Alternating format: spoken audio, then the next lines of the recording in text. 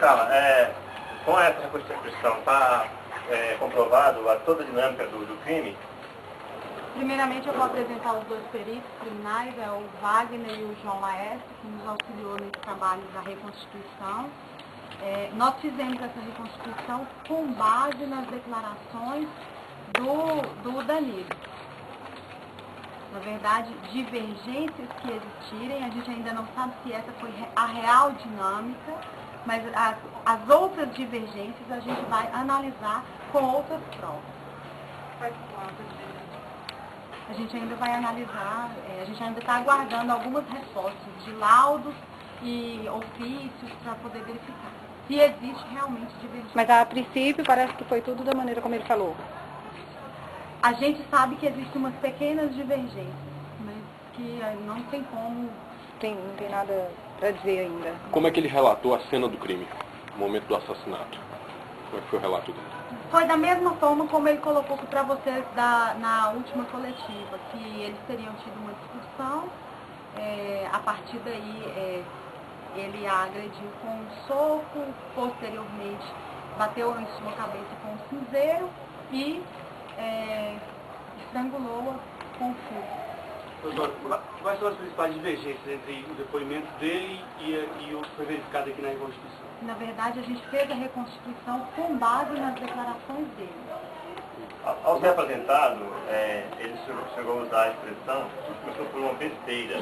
Alguém mata aqui por uma besteira. O que você avançar em relação a isso, a essa investigação? Na verdade, o que a gente notou é que ele sentiu ciúmes dela por um telefonema que ela teria recebido.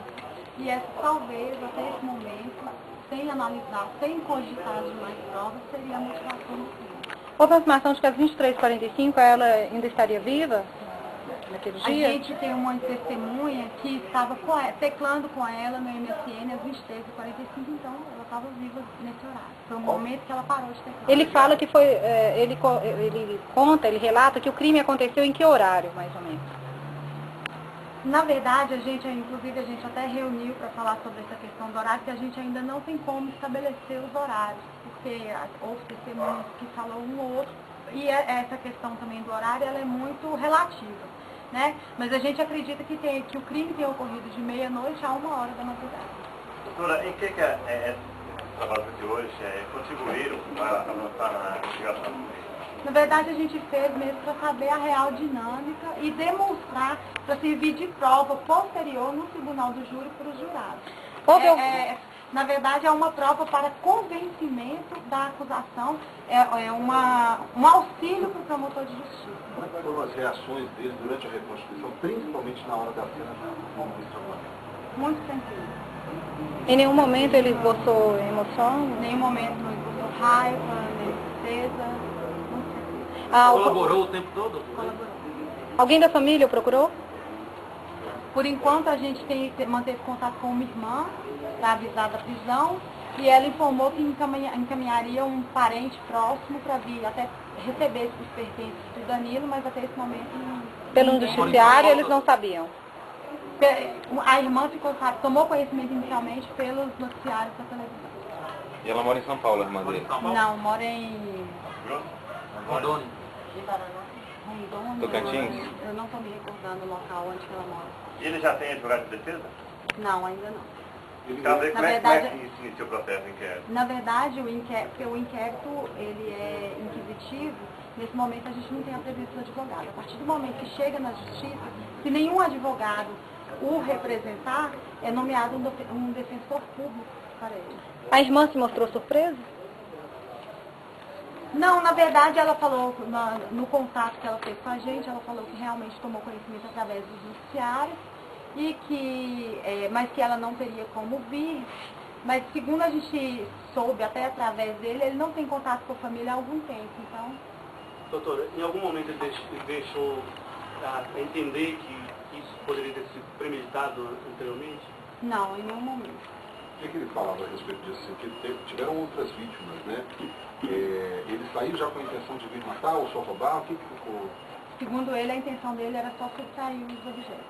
Aí acabou não dando certo em algum momento que o motivou a matá-lo. Arrependimento, doutora? Externo? Externo arrependimento. De estar se dizendo arrependido. E quanto a essas outras vítimas de furto dele, a Polícia Civil já teve contato com elas? Porque parece que há algumas, inclusive, de Minas Gerais. Na verdade, confirmada, a gente tem uma de Minas. Inclusive, eu já mantive contato com elas, sim. Elas já procuraram as delegacias do local do fato, que é onde é a delegacia responsável para apurar o fato, é a delegacia do local. E aí elas já iam procurar, informar que o autor já está preso, inclusive para instauração dos procedimentos criminais contra ele nessa cidade. Inclusive de Montes Claros e também de São Paulo. As vítimas que foram confirmadas que foi o Danilo o autor da subtração de seus pertences, todas elas já tomaram providências nesse sentido, nas cidades onde ocorreu o fato. Os peritos, a avaliação que vocês fazem da constituição do crime, a experiência que vocês têm na área? Não, nós entendemos que foi muito proveitoso a reconstituição, até porque alguns pontos que a gente tinha que estava obscuro foi sanado com a reconstituição. Por exemplo? Alguns fatos que aconteceram na cena do crime, que a gente verificou ao fazer o levantamento, nós tínhamos algumas dúvidas de acordo com o que foi realmente a real dinâmica dos acontecidos. E com a colaboração do Danilo, a gente teve esclarecimento de realmente como aconteceu os fatos. Coincidiu com o que você tinha apurado antes? Sim, alguns dos elementos que nós conseguimos constatar aqui no local coincide com aquilo que a gente já tinha com os levantamentos feitos anteriores. Então, para você confirmar as dúvidas, durante essa reconstrução, se você estiver, fala assim, não, vamos ver o que ele vai fazer nesse momento que a gente pensou que era isso. Qual foi? Não, no caso da perícia, não. Porque a gente só vai fazer o nosso relato de acordo com o que a gente está enxergando no momento, com os vestígios que a gente consegue coletar na cena do crime. A subjetividade, na verdade, quem vai trabalhar mais essa parte vai ser a delegada. O local já vai ser liberado para a família ou ainda permanece? Vai ser liberado para a família. A princípio está sob a responsabilidade da doutora e ela entendendo que não há mais nenhum outro exame para que seja feito, vai ser liberado para a família. Um dos pontos dessa Constituição é sobre o ato sexual. É possível determinar se foi consensual ou se houve estupro? Na verdade, essa foi até uma indagação que a gente entrou em contato com os médicos legistas. A gente sabe que no laudo consta que houve equimose, relação sexual com equimose.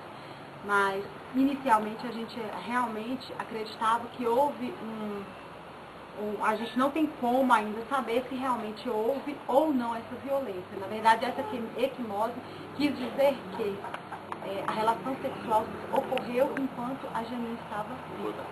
Ô, perita, isso agora com essa reconstituição é o outro laudo agora, né?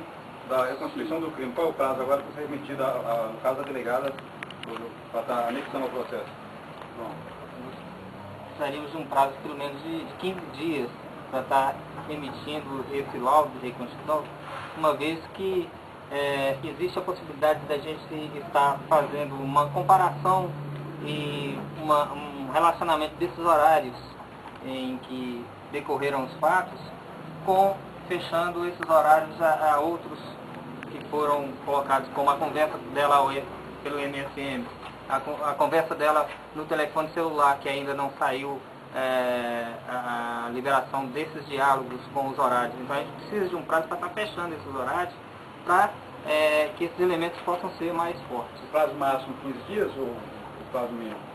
Na verdade, ele tem até 30 dias para fazer o laudo. Então, a gente aguarda que, da melhor das hipóteses, que com 15 dias ele seja nas nossas mãos para a conclusão do inquérito. Como vai ser a partir de agora, para vocês, os senhores delegados, procedimento? Então, na verdade, eu estou aguardando alguns laudos, alguns ofícios, faltam poucas pessoas a serem ouvidas e aí a gente já vai concluir um inquérito policial com o indiciamento. Doutora, após a reconstituição, como é que a senhora está em relação à qualificação do assassino confesso? A senhora vai indiciá-lo por homicídio simples, homicídio qualificado, por latrocínio? Eu ainda não tenho em mãos o laudo pericial do levantamento do local. Eu ainda não tenho em mãos alguns depoimentos e alguns ofícios que ficaram de chegar. Doutora, A gente já sabe que vai ser, a gente trabalhava inicialmente com a hipótese do latrocínio ou do homicídio. A gente já sabe que é homicídio qualificado. Eu não sei ainda qual qualificador eu vou incluir para o iniciamento. Mas sabe que é qualificado. doutora, a condição do suspeito, ele se encontra preso preventivamente, a senhora tem a pretensão de pedir a renovação da prisão?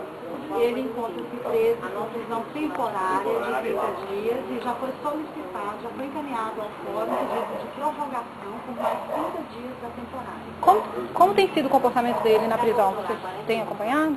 A gente tem conhecimento por alto, porque não somos nós que administramos o presídio mais. Mas a gente tem notícias de que é uma pessoa tranquila. Ele pediu livros? Não, Pra aí ler? eu não tenho esses detalhes. Ele estava não, falando gente. ali pra gente que leu Jorge Amado, estava lendo Jorge Amado. Aí são detetives. Ele que impediu? Não sei, esses detalhes eu não sei.